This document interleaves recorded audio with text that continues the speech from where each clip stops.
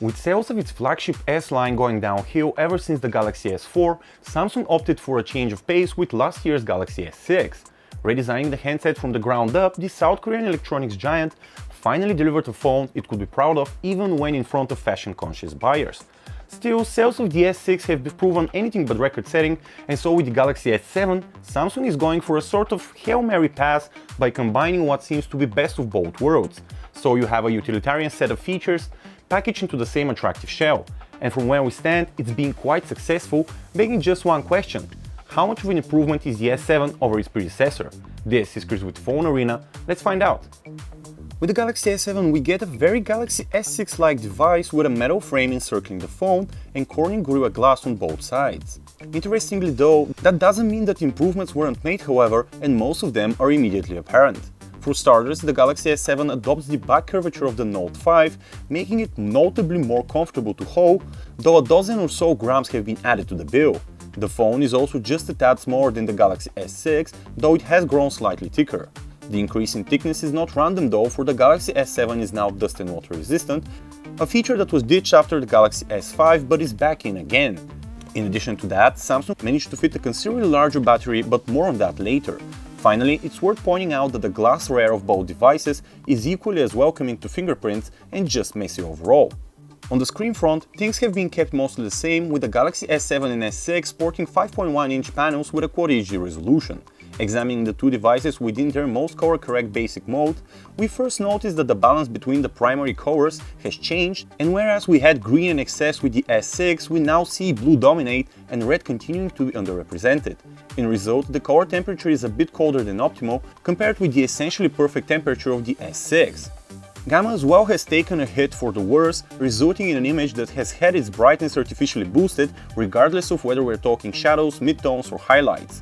Maximum brightness has also suffered and is now sitting at just under 500 nits compared to over 560 for the S6. Legibility in direct sunlight therefore might be affected in extreme conditions, though we had no issues whatsoever ourselves.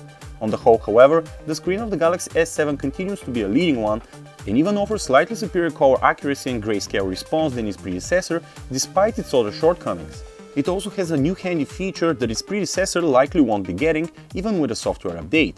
It's called Always On Display. As the name implies, Always On Display means that the screen of the S7 will always have something shown on it. There are a number of themes available for it already, and in its simplest form, it means that you'll be able to glean the time and date, along with incoming notification from Samsung apps without having to wake up the screen. On the downside, there's still no third-party app support, so you won't be getting notifications for those. Not much has changed with Samsung's flagship line as far as the underlying software is concerned. From a distance, it's the TouchWiz iteration that many of us have come to reference with Galaxy smartphones, but a closer inspection reveals a few changes. Starting with the obvious, Samsung is moving to Android 6.0 Marshmallow with the S7, and that means core features such as those for improved battery management during idle times have been introduced. Interestingly, a new Samsung Labs submenu within settings has also been added, and it allows for some seemingly experimental features such as the removal of the app drawer. Also made available is a new game launcher app where all your newly downloaded games will find a home. Launching them through the new app will allow you to tweak phone functionality such as blocking notifications, turning off the back and recent buttons to avoid accidental exits, and even recording game footage. Game Launcher also lets you cap the maximum frame rate of games in order to save battery or lower game resolution to increase performance. Despite these additions, the overall user experience remains unchanged. If you're an existing Samsung user or have at least had experience with Samsung's UI, you can expect everything to be in just about the same place, with most standout features working just as they always have. With the Galaxy S7, Samsung's old arrangement with Qualcomm is back. In the States, you'll get a phone powered by a quad-core Snapdragon 820, while international customers will get the Exynos 8890, paired with data 4GB of RAM or a gig more than the S6. Putting the S7 next to the S6, we're seeing some meaningful improvements, though we definitely wouldn't go as far as to claim that most users will notice much of a difference in the real world. That said, the Galaxy S7 does score better in benchmarks, especially when graphics performance is involved, so if you're into mobile games, the upgrade might be worth it. For everything else, however, we wouldn't worry too much about the numbers. Finally, and this is a biggie for a lot of Samsung faithfuls, the micro SD card is back with vengeance. That's right, for regions like the US, the SIM card tray will be integrated with a micro SD card slot, while regions where dual SIMs are popular will have a hybrid micro SD and SIM slot and the option to use it however they see fit. Instead of sticking with the 16-megapixel sensor available with the S6, Samsung has moved to a slightly larger 12-megapixel unit. Whatever is seemingly lost in resolution, however, is more than made up in our opinion through markedly larger 1.4 micron pixels and wider lens, which mean better light sensitivity and therefore superior low light performance. Seeing as shooting in the dark has long been a pain point with smartphones, we consider this to be a smart move. On the whole, there is an improvement in imaging, though it's also fair to say that you won't be getting a vastly superior shooter. The snapper of the S6 churns out a bit more realistic shots with less of a yellow overcast, and it does so at incredible speeds. That is, the S6 will often go for twice or higher the shutter speed of its predecessor while maintaining ISO about the same. In result, it proves better suited for taking snaps in imperfectly lit environments where its predecessor would sometimes end up with a blurry photo. At the same time, the end result is an image that is just as bright or even brighter. At nighttime, we were a bit surprised by the snaps of the S7, probably because we were expecting a noticeably superior low-light shooter. The reality, however, is that they weren't that much different from those of the S6s. Instead, photos came out about as equally bright, and it's not like you suddenly get all that detail concealed in darkness to pop up with the S7. That said, the new flagship does get the job done at faster shutter speeds as mentioned, and at lower ISO, so lower chance of blur and less graininess in shots.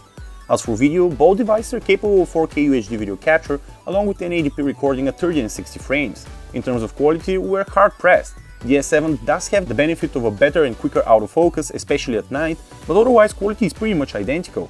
At the same time, and quite surprisingly, we actually ended up liking the S6's nighttime video more, as it wasn't as noisy. Still, focus struggled in comparison. The Galaxy S7 gained a millimeter or so in thickness in the transition from the S6, but that wasn't random. The phone now packs a significantly larger 3000 mAh cell, or a jump of 450 mAh compared to its predecessor. Given how the S6 proved a strong contender overall in terms of battery longevity, we were expecting an even better showing from the S7. And herein lies the lesson: don't be a slave to numbers. That is to say that despite the market improvement in capacity, the S7 actually clocked 6 hours and 37 minutes in our custom battery test, down from the 7 hours and 14 minutes achieved by the S6. That's a pretty significant drop when you factor in the larger battery, and a bit of a disappointment to be fair. As for recharging times, in our testing the S7 required 88 minutes to go from 0 to full, while the S6 gets the job done in 78 minutes. Despite the hike, the S7 is still among the fastest charging phones on the planet. There's time to wax poetic and there's time to tackle the facts head-on. And the facts are that the Galaxy S7 is an evolutionary step forward for Samsung, but no more. Sure, we're more than happy to see that the company has improved on ergonomics and that the handset is now dust and water resistant, but much everything else is very comparable to the Galaxy S6 or even slightly worse. For example, the interface has only received some minor improvements.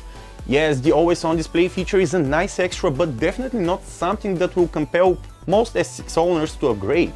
On top of that, the new 12-megapixel camera just isn't the breakthrough we're hoping for, even though it's still overall superior.